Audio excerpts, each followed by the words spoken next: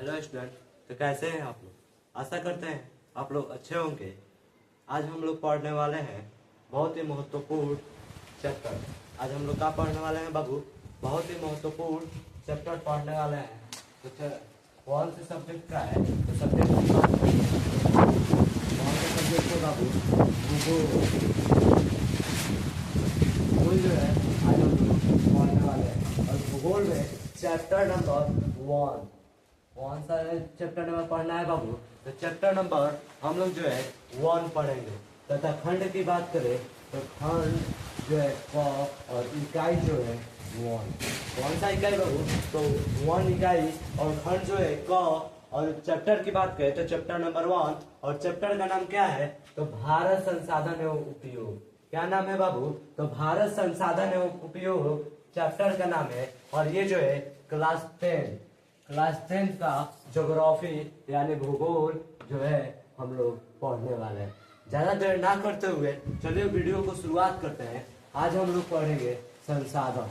आज हम लोग क्या पढ़ेंगे बाबू? संसाधन। तो संसाधन को जो है इंग्लिश में क्या कहते हैं? तो रिसोर्सेस कहते हैं। इंग्लिश में क्या कहते हैं बाबू? तो रिसोर्सेस कहते हैं। तथा संसाधन किसे कहते हैं? तो संसाधन का परिभाषा होगा संसाधन की वह सारी वस्तुएं, संसार की वह सारी वस्तुएं जिसे मानव अपने दैनिक जीवन में, संसार की वह सभी वस्तुएं जिसे मानव अपने दैनिक जीवन में उपयोग करता है उसे संसाधन कहते हैं। क्या कहते हैं बाबू? तो संसाधन कहते हैं।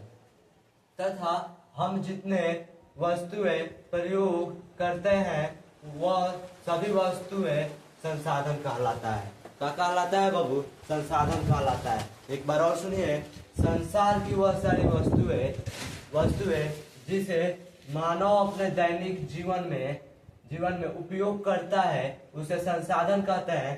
तथा इसका दूसरा परिभाषा होगा हम जितने वस्तु का प्रयोग करते हैं वह सभी संसाधन कहलाता है। वह सभी वस्तुएं संसाधन कहलाते हैं। तथा जिमरमैन का एक कथन है जिस कथन का नाम है, जिमरमैन ने कहा था कि संसाधन होते नहीं बनाए जाते हैं। जिमरमैन का क्या कथन था बाबू?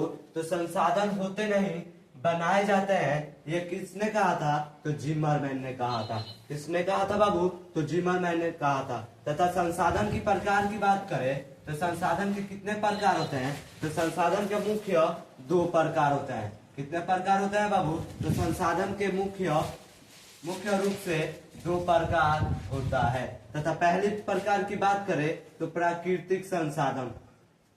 कौन सा है पहला प्रकार? तो प्राकृतिक संसाधन होगा। और इसको इंग्लिश में क्या कहते हैं? Natural resources. तथा दूसरा है मानवीय संसाधन जिसको इंग्लिश में कहते हैं ह्यूमन रिसोर्सेस। तथा इसका पहला प्राकृतिक संसाधन का परिभाषा देखा जाए तो वैसा संसाधन जिसका निर्माण प्राकृतिक के द्वारा होता है उसे प्राकृतिक संसाधन कहते हैं। क्या कहते हैं बाबू? तो प्राकृतिक संसाधन कहते हैं। एक बार और सुनिए, वैसा संसाधन जिसका निर्माण प्राकृतिक के द्वारा होता है उसे प्राकृतिक संसाधन कहते हैं। जैसे कि भूमि, जल, वायु इत्यादि। आप लोग भूमि का निर्माण किए हैं? बतलाइएगा, आप लोग भूमि का निर्माण किए हैं? नहीं किए हैं। ये जो है प्राकृतिक के द्वारा ही आया है। और जल का आप लोग निर्माण किए हैं? नहीं किए हैं। आप लोग जो है जल का भी निर्माण नहीं किया है। तो जल भी जो है प्राकृतिक के द्वारा और वायु भी जो है प्राकृतिक के द्वारा और इत्यादि। तथा दूसरी परिभाषा जाने दूसरे का मानवीय संसाधन का।